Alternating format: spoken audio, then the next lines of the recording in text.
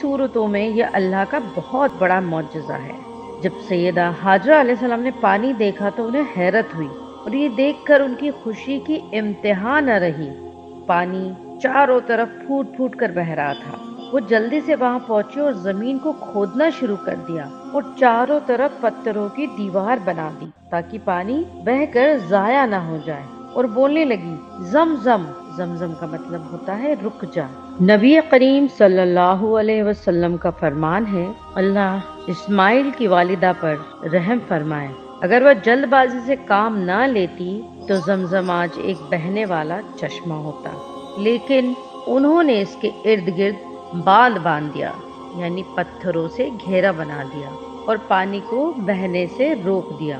انہوں نے ایسا اسی لیے کیا تھا کیونکہ اس وقت ان کو پانی کی شدید ضرورت تھی اور وہ پانی کو اپنے پاس جمع کر کے رکھنا چاہتی تھی۔ وہ یہ نہیں چاہتی تھی کہ پانی بہہ کر ضائع ہو جائے۔ یہ چشمہ سیدہ حاجرہ علیہ السلام کے لیے اللہ کی طرف سے ان کی مہمان نوازی تھی۔ وہاں نہ تو ان کے اور اسماعیل علیہ السلام کے علاوہ کوئی انسان تھا اور نہ ہی کوئی کھانے کی چیز تھی، بس یہی پانی تھا جو ان کے کھانے اور پینے کا کام کر رہا تھا، جسے ہم آب زمزم کہتے ہیں، اور یہی سے آب زمزم کا آغاز ہوا۔ اب ہم آگے دیکھیں گے کہ سیدہ حاجرہ علیہ السلام اور اسماعیل علیہ السلام کی زندگی میں آب زمزم کا آغاز ہونے کے بعد ان کی زندگی میں کیا کیا تبدیلیاں آئیں۔ تب تک